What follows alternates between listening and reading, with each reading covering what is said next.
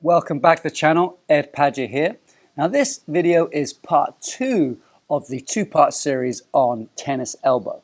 So I'm going to show you more exercises and some more rehabilitation techniques to take care of this pain so you don't have tennis elbow anymore. Let's go.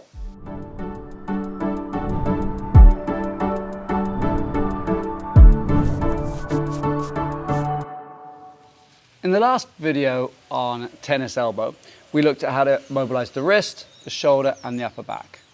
Well, now we're going to go further down the chain into the hips. Now, why is working the hips important? Well, the hips and the shoulders work together, and I'll show you what I mean. So let's say I want to take an arm above my head here like this. If my hip remains flexed from years of sitting, driving, and just general tightness, my arm cannot go very far, but if I push my hips forwards, well, now my hand can go further. So the hips, upper back, shoulder, and wrist all work together. Now, if the hips are tight, well, the elbow can end up taking the strain and becoming sore. So how do we stretch the hips? Well, there's tons of different ways, but the one I like the most is this. It's called a kneeling hip flexor stretch. You're going to be kneeling in this position.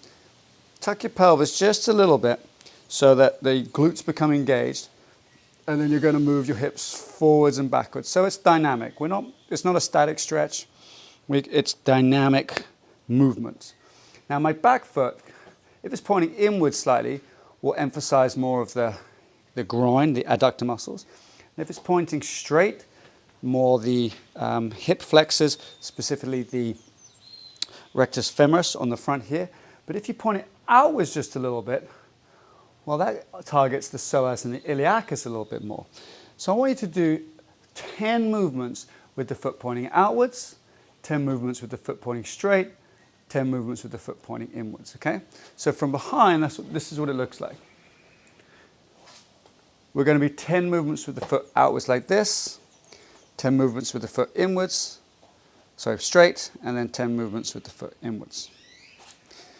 All right, so that's changing the way the hip gets stretched from the bottom up. But we can also change the way the hip is stretched from the top down. So here I'm going to leave my foot pointing straight backwards, kind of in a neutral position. I'm going to go forwards and backwards. Now I'm going to take that stretch up, going forwards.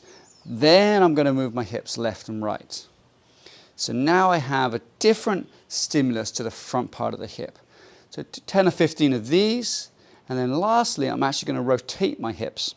So I'm going to slide this knee forwards more towards you. But what that does is pulls this hip forwards. At the same time, I'm going to keep pushing this hip forwards to keep that stretch on. So I'm rotating my pelvis forwards and backwards. And you'll notice my shoulders move with that as well. So I'm not putting any rotation into my back in this one. So from the side, it looks like this. I'm here. I go forward, get a little bit of tension here, tense my butt, and then I rotate. And I'm trying to keep this hip forward because it's easy to actually pull the hip back, but then you lose the extension in the hip joint. So you've got to keep the extension at the hip joint whilst rotating. All right, so we have 3 different angles from below and 3 different stretches from the top down.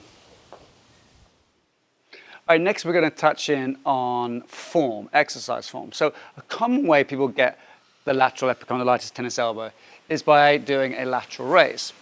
So you're doing a lateral raise like this, everything is isolated, there's not much moving, and this joint can come under a lot of strain.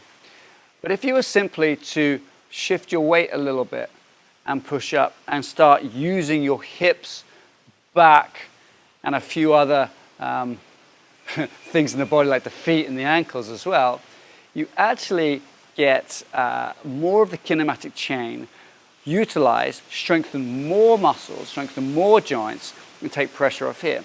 Sure, in strict bodybuilding, you want to isolate out that deltoid to increase the maximum contractions and work that deltoid has done. However, in more functional training, just having a strong deltoid to do that is really kind of pointless. But being able to grab something from over here and pull it over here using your whole body well, that's more of a functional exercise. So think about the way you're training if you've got tennis elbow, and think about making the movements more whole body, more functional. Okay, lastly, we're actually going to look at a tool that can help utilize or help get rid of the tennis elbow. And this one is the TheraBand, and it's called a Flexbar. So this thing was actually designed to help with tennis elbow, because some of the research suggests that if we take these muscles here, contract them, and then slowly elongate them, which is called an eccentric contraction, under tone or under pressure, this will heal faster. This thing can help us do that. So what we're going to do is this. We're going to grab hold of the bar, twist it so that now I've utilized these muscles here, okay? And then I'm going to allow it to slowly go back.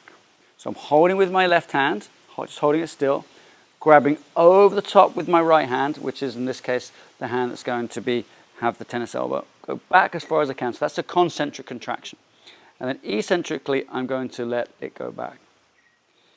Now, doing a concentric followed by an eccentric may be too much for you. So what we can do is we can actually hold it in this position, so there's no stress yet. Grab hold with my other hand and twist back. So now, in order for me to hold it with my right hand, I have to eccentrically elongate those muscles. So there's no concentric work being done here. I'm just extending my wrist. This one comes around, grabs hold of the bar, twists it round. Okay, so now in order for me to stay here, I'm working really hard with my right hand, the one that's closest to you, and then I can eccentrically lengthen it. So it's like this and back, like this and back, like this and back. All right, so you've got two choices, this way or just pure eccentric. And you'll find that fires up through these muscles, and those eccentric elongations have been shown to decrease the amount of time that you have tendinitis for. Okay, what else can you use this thing for? Well, if I was to place it on a surface like a table or a workbench or something like that, I can actually use it to strengthen my forearm pronators here. So I'm working really hard through my right side to strengthen the forearm pronators. Again, I can leave it on a table, bench, workbench, or even on my hand here. And I can go the other way. These are my forearm supinators. So I'm working really hard with my right hand here to get supination, turning my palm upwards against the resistance. So those can be really useful to strengthen the forearm, both in rotation this way and rotation this way, pronation and supination. There's also two more movements that the muscles can do in the forearm, right? So we've got ulnar deviation and radial deviation. So again, I can put it on a table, put it on a bench, or I can just hold it in my hand, and I can just turn my hand, taking my little finger down as much as I can towards my wrist for ulnar deviation. And then lastly, if I turn it the other way around and go this way, I'm pulling my thumb up. So radial deviation, moving it this way. So this little thing, this Flexbar, the TheraBand Flexbar, can be very useful to strengthen the forearm in all different motions, but also directly rehab that epicondylitis. And as a bonus, if you do have golfer's elbow or medial epicondylitis, you can actually just do the same things, but the other way, to allow the eccentric motion to come into these forearm flexors as opposed to the forearm extensors.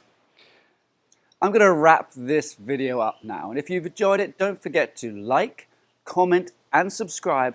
Also, click on that notification bell and send my channel to a friend who you think will enjoy my content as well.